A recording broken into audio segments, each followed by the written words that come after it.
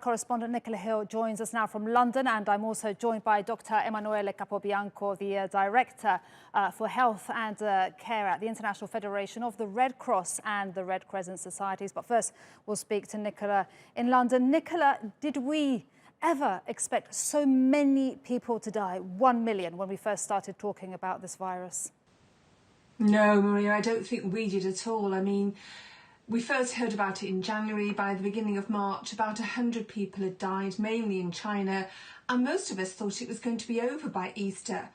But of course, that's not the case. And Simon Clark, who I interviewed in my report just there, the microbiologist, you know, he said to me, initially he thought the figure, such an enormous figure, wouldn't happen till the end of this year. He now thinks we may well have passed this 1 million mark much sooner than this morning, because he thinks there's a lot of underreporting, particularly in the developing countries, and also people who died in care homes who weren't necessarily identified as victims of COVID-19. And of course, the thing is, this figure may well double if we're not able to get a better hold of the virus or to provide a vaccine. I mean, we have learnt an awful lot about COVID-19. We do now know the people who are most vulnerable. We know it's the elderly. We know that people with dementia, for example, are 39% more likely to get COVID-19. And if you have tumours, you're 19% more likely to get COVID-19, or to die of the coronavirus.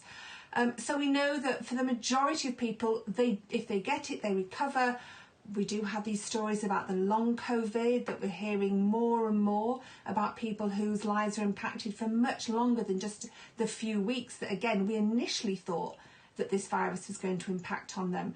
But there's a lot more still to learn. One of the things that Dr Clark said to me is working out how the body's immune system is working with this virus. It's not just antibodies, it's also the T cells. And that's something that a lot of research is being carried out about, to find out what it is that we can do ourselves to prevent getting COVID-19, like all the instructions, the social distancing, wearing masks, washing our hands, but what else our own body is doing to fight against this virus. Indeed.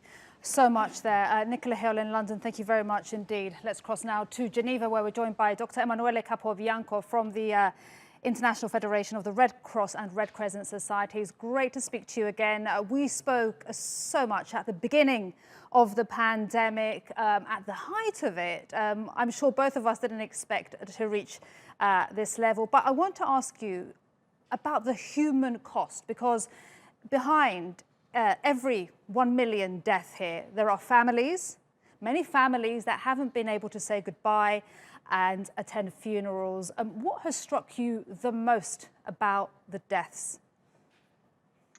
I think this disease has killed people in a very difficult way.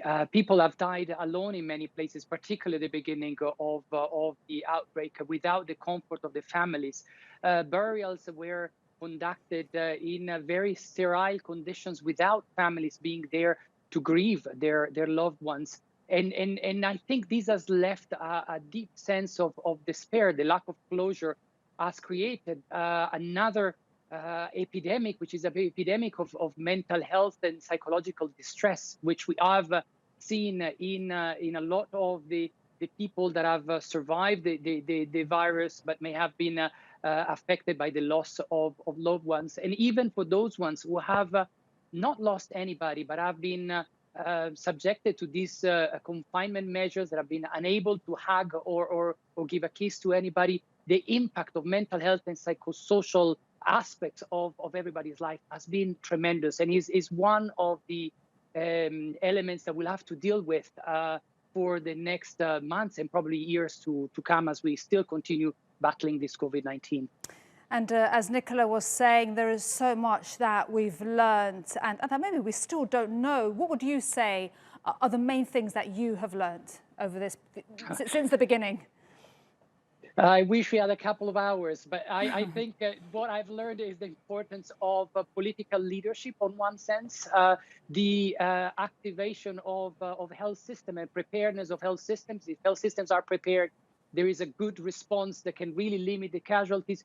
And most importantly is really the role communities, of individuals in preventing the spread by just taking those public health measures that are the most effective barriers until we have a vaccine. And to me, that is the individual responsibility and the spirit of solidarity that needs to emerge in order to protect not only yourself but the others is critical. And we have good examples and bad examples. And one thing that we have learned is that countries in the global south, many in Africa, Ghana, Senegal, other in Asia like Vietnam, Mongolia, these countries have managed to keep this epidemic in check. And while other countries that are currently were much more prepared, much more wealthy, actually ended up with a very high number of casualties and an epidemic that is not under control. And these are lessons that we'll be reflecting upon in the next few months, just to bring